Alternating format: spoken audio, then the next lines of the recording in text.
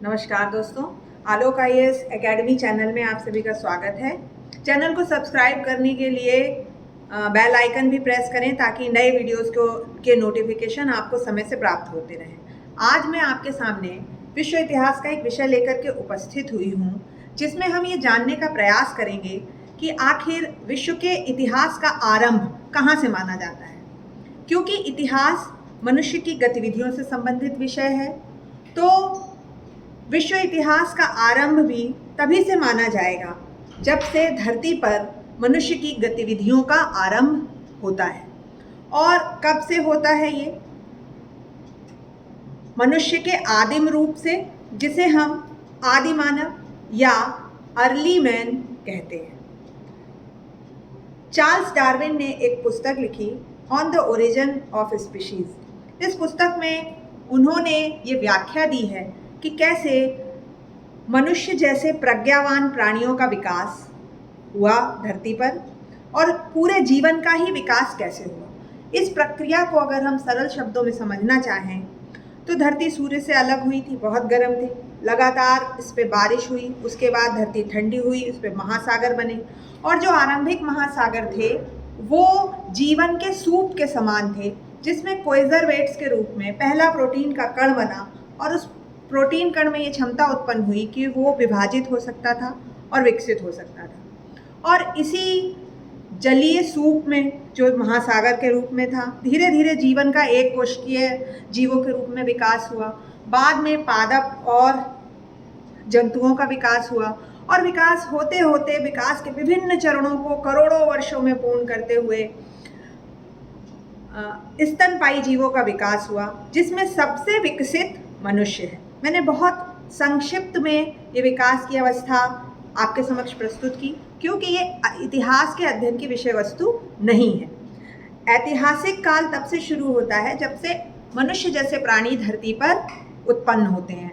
और डार्विन की ये पुस्तक हमें बताती है कि एप, बंदरों जैसे प्राणियों से ही मनुष्य जैसे प्राणियों की उत्पत्ति हुई है। दोनों में अंतर क्या है? सिर्फ प्रज्ञा का अंतर है, बुद्धि का अंतर है। और वो पहली क्रांतिकारी घटना जिसने बंदरों से मनुष्य को अलग किया, वो क्या थी? वो थी दो पैरों पर चलना, द्विपदचारी गमन या बाईपेडल लोकोमोशन। हम सभी ने बंदरों को देखा है, चार पैरों पर चलते हैं। उनकी शारीरिक रचना अगर हम देखें, माथा चपटा, आंखें सामने की ओर निकली हुई, जबड़ा छोटा।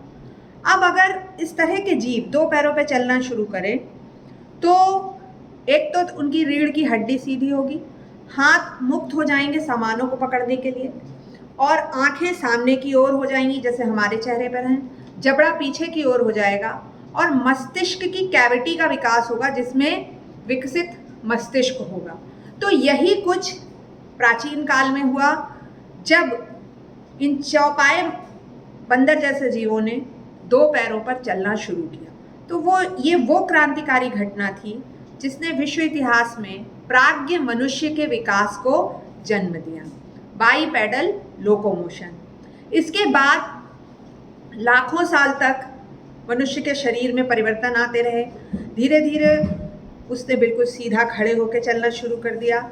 चेहरा और माथा सामने की ओर हो गए, माथे के अंदर मस्तिष्क का विकास शुरू हुआ, आंखों ने सामने देखना शुरू किया, हाथ स्वतंत्र हो गए कोई भी चीज़ पकड़ने के लिए, और इस तरह से बुद्धि का विकास आरंभ हुआ। इस विकसित बुद्धि ने ही मनुष्य को दुनिया के सभी जीवों से अलग कर दिया, क्योंकि मनुष्य वो ऐसा प्राणी विकसित हुआ जो कि सोच सकता था और बोल सकता था, अपने संदेश को दूसरे तक पहुंचा सकता था। हालांकि बहुत सारे जानवर ऐसा करते हैं, लेकिन भाषा नहीं होती उनके पास।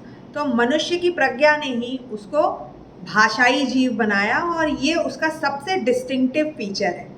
तो इतिहास में आदि मानव हमें करोड़ों वर्ष पूर्व भी मिलने शुरू हो गए थे, लेकिन सबसे विकसित अवस्था में 40 लाख वर्ष पूर्व से उनके जीवाश्म प्राप्त हुए हैं। जब मैं ये कहती हूँ कि मिलने शुरू हो गए थे, तो इसका तात्पर्य ये है कि इतिहासकारों को उनके अवशेष प्राप्त होने शुरू हुए थे और आदि मानवों ने कोई इतिहास नहीं लिखा। उनके शरीर के अवशेष जो कि जीवाश्मों के रूप में संरक्षित हैं, वो उनके बारे में जानने का सबसे अच्छा स्रोत है। दूसरा स्रोत है उनके द्वारा बनाए हुए औजार, जो कि पत्थरों से बने हुए थे। जिन स्थानों पे वो औजार मिले हैं उससे ये ज्ञात होता है कि आदि मानव की बस्तियां कहाँ रही होंगी और किस तरह उन हथियारों का अगर हम अध्ययन करें तो हथियारों के विकास क्रम से हमें ये समझ में आता है कि किस समय पे किस तरह के पाषाण औजारों का प्रयोग आदि मानव ने किया। इसके बाद दूसरी चीज़ जो आदि मानवों के विषय में हमारी जानकारी का महत्वपूर्ण स्रोत है वो है उनके जीवन यापन का तरीका। किस किस तरह से वो अपना भोजन प्राप्त करते थे, कहाँ रहते थे, कब मनुष्य ने आग का आविष्कार किया, कब एक स्थान पर रहना आरंभ किया और किस तरह से उनमें भाषा का विकास हुआ। ये मनुष्य आदि मानव के विकास के की क्रमिक अवस्थाएं हैं। तो अभी मैंने आपको बताया कि 2 पैरों पर चलना वो पहली क्रांतिकारी घटना थी जिसने मनुष्य को प्राज्ञ बनाया। इसके बाद उसके जो भोजन प्राप्त करने के तरीके थे वो अन्य जानवरों की तुलना में अलग हुए। जैसे अन्य जीव शिकार करके अपना भोजन प्राप्त करते थे, मनुष्य भी शिकार करता था, लेकिन जो एक स्पेसिफिक काम उसने शुरू किया वो था खाद्य संग्रहण, फूड कलेक्शन। इसके अलावा स्केवेंजिंग, हम जानते हैं कि प्रकृति में बहुत तरह के स्केवेंजर एनिमल होते हैं, जैसे कि गिद्ध, सूअर, कुत्ते, जो कि मृत जीवों से भी अपना भोजन ग्रहण करते हैं। मनुष्य आदि मानव भी स्केवेंजर था आरंभ में, प्राकृतिक रूप से मरे हुए जानवरों से अपना भोजन प्राप्त करता था और शिकार में ही उसने फिशिंग करना भी सीखा। मनुष्य की प्रज्ञा का पहला उदाहरण है कि उसने मछली पकड़ने के लिए उसका कांटा बनाया। तो fishing, scavenging, gathering and hunting, these were the 4 primitive ways जिससे आदि मानव अपना भोजन प्राप्त करता था। अगर हम उसके रहने की बात करें तो वो एक स्थान से दूसरे स्थान तक भटकता रहता था, लेकिन हमें गुफाओं में आदि मानवों के क्रियाकलापों के अवशेष मिले हैं दुनिया भर में।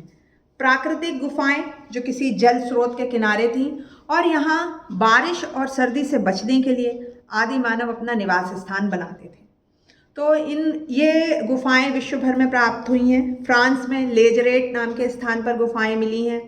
भारत की अगर हम बात करें तो मध्य प्रदेश के भीमबेटका नामक स्थान पर जो गुफाएं हैं वहाँ आदि मानव द्वारा बनाए हुए चित्र हमें उपलब्ध हुए हैं।